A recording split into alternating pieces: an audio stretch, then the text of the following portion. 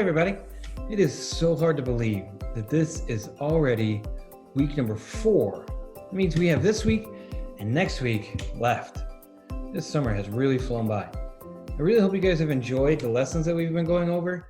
We started with Zacchaeus, then we moved on to talking about us being the light of the world and shining our lights for Jesus.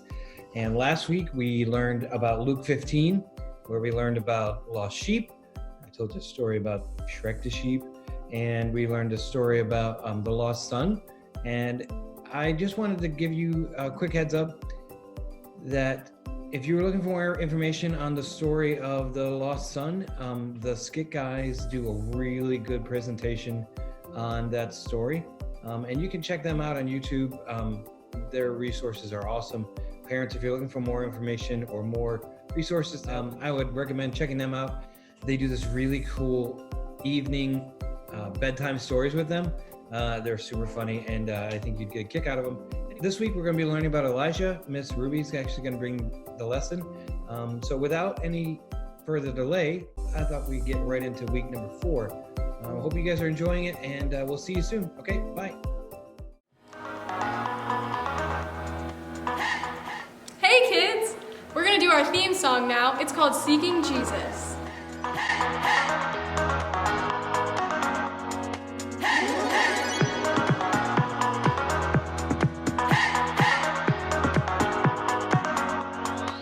This is my faith, this is my focus, all of my days. I know where my hope is, I live it loud, I shout the chorus, because I know, oh, you're always for us. And even when it's hard for me to see, I will trust in you, I will believe. And even when it's hard for me to see, I will trust in you, I will believe. And keep on looking to you for where I'm going, knowing you go there too. I'll keep on looking to you. I fix my eyes on you. You are my only focus. You are my only focus. You are my only focus. I fix my eyes on you. This is my faith, this is my focus, all of my days. I know where my hope is, I live it loud, I shout the chorus, because I know, oh, you're always for us. And even when it's hard for me to see, I will trust in you, I will believe. And even when it's hard for me to see, I will trust in you, I will believe. And keep on looking to you for where I'm going, knowing you go there too. I'll keep on looking to you. I'll fix my eyes on you. You are my only focus. You are my only focus. You are my only focus. I fix my eyes on you, oh yeah. Woo! You ready? Come on, let's go. Hands in the air, hands in the air. I know you're there, I know you're there. Anywhere, oh. Anywhere. I fix my eyes on you, you. Hands in the air, hands in the air. I know you're there, I know you're there. Anywhere, I fix my eyes on you. And keep on looking to you for where I'm going, knowing you go there too. I'll keep on looking to you. I'll fix my eyes on you. You are my only, you are my only focus. You are my only focus. I fix my eyes on you.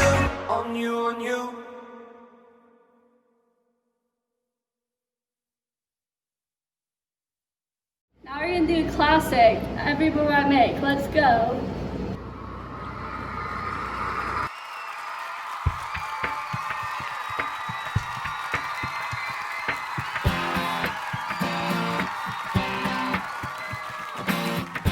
up, guys. Don't you think it's too slow? Let's break it up.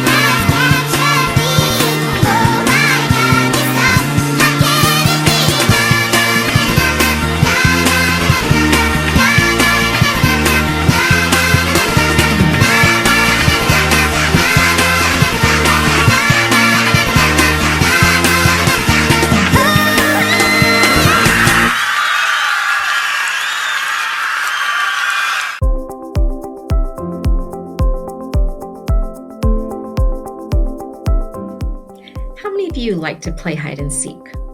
Raise your hand if you like to be it. I know I certainly don't.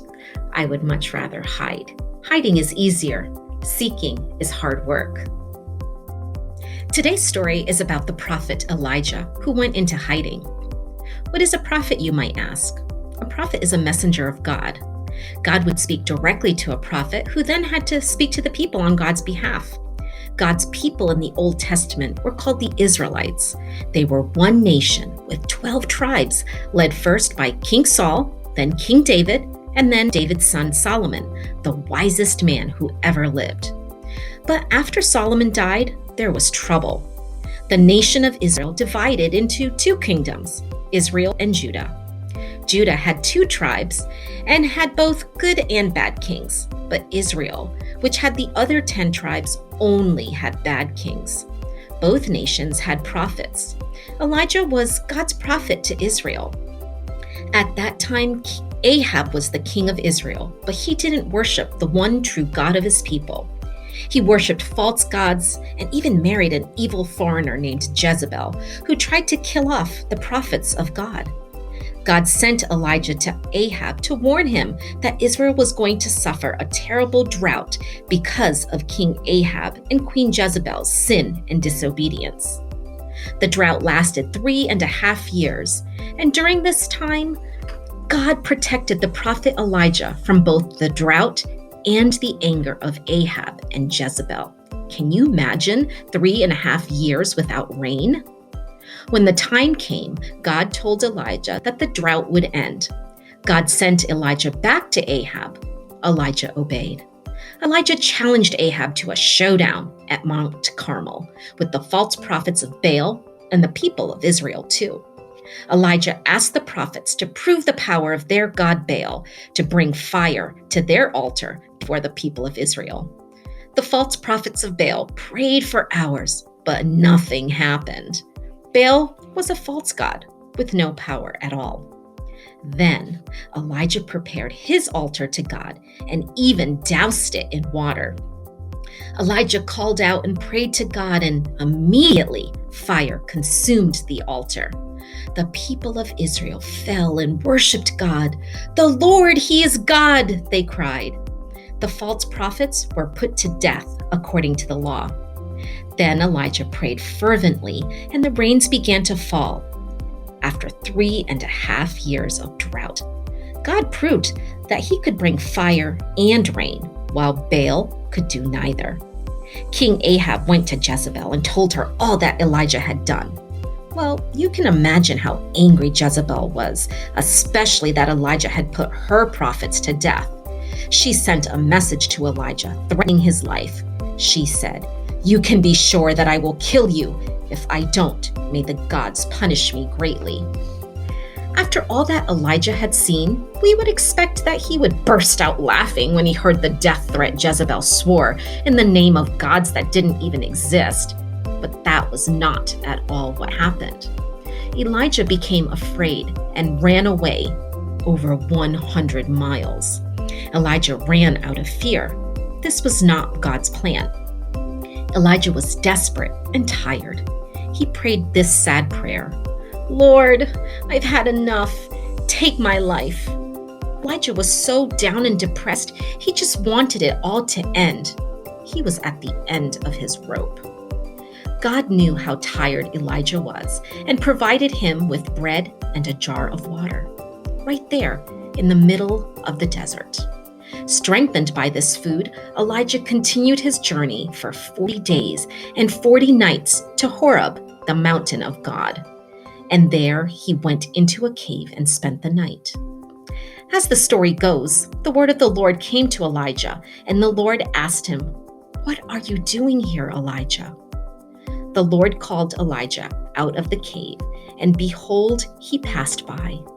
A great strong wind tore into the mountain and broke the rocks in pieces, but the Lord was not in the wind. And after the winds, an earthquake, but the Lord was not in the earthquake.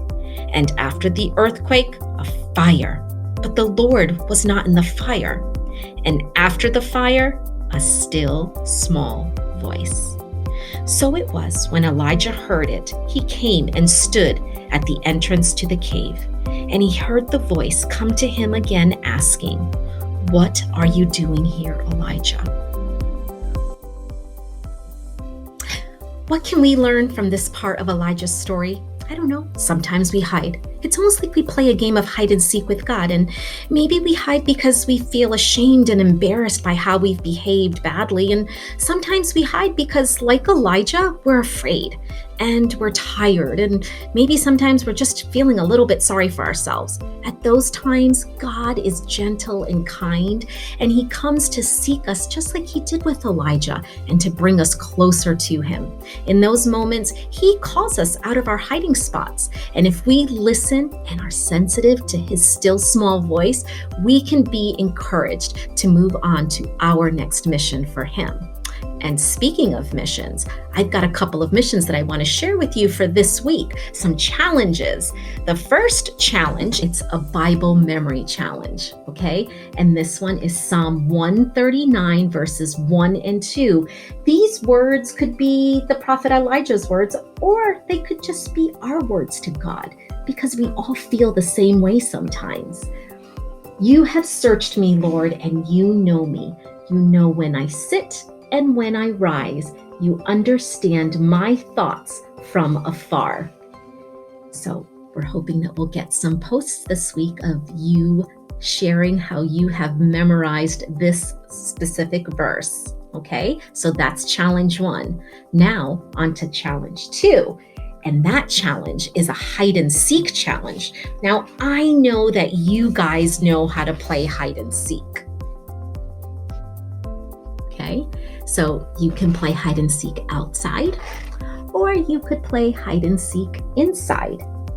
And what we are looking for, again, is that you would post a pic of your family's mascot in the best spot, either outside or inside, or it could be a picture of yourself as well.